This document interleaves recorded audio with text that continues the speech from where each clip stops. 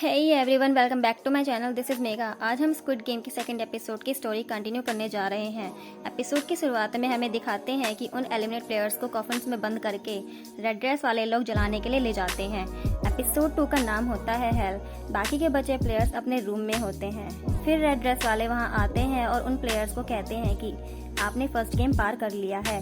First game में 456 players में से 255 प्लेयर एलिमिनेट हो जाते हैं और 201 प्लेयर ही जीतते हैं। तभी प्लेयर्स गेम क्विट करने के लिए कहते हैं क्योंकि एलिमिनेट प्लेयर्स को मार दिया जाता है। और इस गेम का एक रूल होता है कि अगर प्लेयर्स की मेजॉरिटी हो तो गेम को क्विट किया जा सकता है। और रेड ड्रेस वाले उन प्लेयर्स में वोटिंग करवाते हैं। वोटिंग में आधे प्लेयर यस करते हैं और आधे प्लेयर्स नो करते हैं। यस की संख्या ज़्यादा होती है और गेम टर्मिनेट हो जाता है। सभी प्लेयर्स को घर छोड़ दिया जाता है। अगले दिन गेहून पुलिस स्टेशन जाकर उनके बारे में बताता है कि वो लोग हमें गेम खिलाते हैं और हारे हुए प्लेयर्स को मार देते हैं और उनका कार्ड भी दिखाता है। लेकिन वो पुलिस वाले इस पर विश्वास नहीं करते और उसका मजाक उड़ाते हैं और उसे पुलिस स्टेशन से बाहर निकलवा देते हैं। तभी वहाँ एक डिटेक्टिव आता है और उस कार्ड को देख लेता है। फिर गेहून घर आता है और देखता है कि मॉम घर पर नहीं है। उधर सांगू अपनी मॉम से छुप रहा होता है।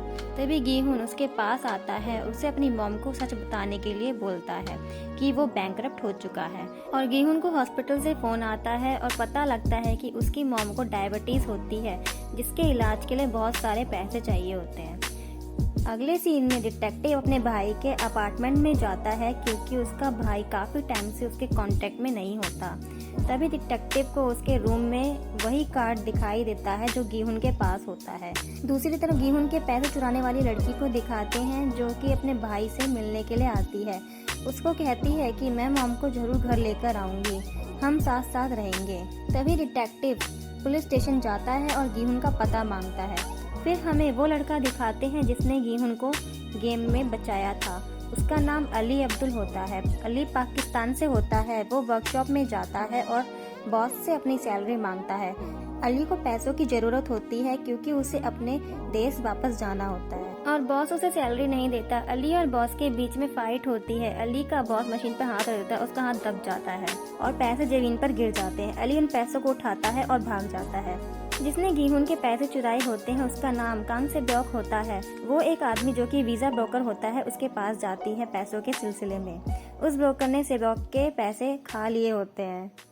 नेक्स्ट सीन में सांगू की मॉम सांगू से फोन पर बात कर रही होती है। सांगू अपनी मॉम से झूठ बोलता है कि वो अमेरिका में है। सांगू की मॉम उसे घर वापस आने के लिए कहती हैं। तभी उसकी मॉम की शॉप पर पुलिस वाले आते हैं सांगू को अरेस्ट करने के लिए, पर उसकी मॉम मना कर देती है कि सांगू अमेरिका में है। पुलिस वाले उसकी मॉम को सब सच बता देते हैं और उसकी मॉम से कहते हैं कि सांगू को अपने आप सरेंडर करने के लिए कह देना। सांगू बाथटब में लेटा होता है। तभी उसकी डोरबेल बजती है। सांगू जाकर देखता है तो डोर के पास फिर से वही कार्ड होता है और अली अपनी वाइफ और बच्चे के पास जाता है और पैसे देकर अपनी वाइफ को अपने देश वापस जाने के लिए बोलता है। इधर गेहून अपने दोस्त से मॉम की सर्जरी के लिए पैसे मांगता है। गेहून का दोस्त भी उसे पैसे देने से मना कर देता है। गेहून एक शॉप के बाहर ड्रिंक कर रहा होता है। तभी गेहून को वो बूढ़ा आदमी देख लेता है जिसको ब्रेन ट्यूमर होता है। वो बूढ़ा आदमी गेहून से कहता है कि मैं वापस गेम में जाना चाहता हूँ। फिर उस गुंडे को दिखाते हैं जो गेम में होता है। वो एक आदमी के साथ रेड ड्रेस वालों से जानकारी निकलवाने का और उन्हें लूटने का प्लान बनाता है। लेकिन गुंडे के साथ वाला आदमी उसे धोखा देता है और वो गुंडा उस आदमी को मार देता है। फिर उसके पीछे और भी लोग पड़ जाते हैं तो वो गुंडा उनसे बचने के लिए ब्रिज से नीचे कूद जाता है। आगे दिखाते हैं गेहून अपनी एक्स वाइफ के पास मॉम के इलाज के लिए पैसे लेने के लिए जाता है। उसकी वाइफ गेहून को पैसे नहीं देती। फिर उसकी एक्स वाइफ का हस्बैंड आता है और गेहून वहाँ से चला जाता है। लेकिन गेहून की एक्स वाइफ का हस्बैंड पीछे से पैसे लेकर आता है और गेहून को बोलता है कि आज के बाद मेरे घर कभी मत आना। गेहून को गुस्सा आता है। वो सारे पैसे उसके मुंह पे फेंक के मारता है और वहाँ से चला जाता है। इधर डिटेक्टिव गेहून के घर पर उसका वेट कर रहा होता है। उसका नाम हुआंग जुन हो होता है।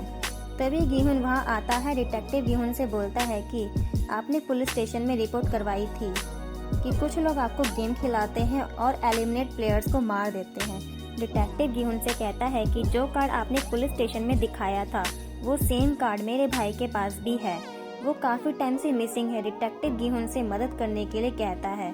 और गेहूं मदद करने से मना कर देता है और घर के अंदर चला जाता है। रात के टाइम उन सभी प्लेयर्स को वही वैन फिर से लेने के लिए आती है और डिटेक्टिव गेहूं की वैन का पीछा करता है और यहाँ एपिसोड 2 खत्म होता है। Thank you for watching my video. Don't forget to like, subscribe and share.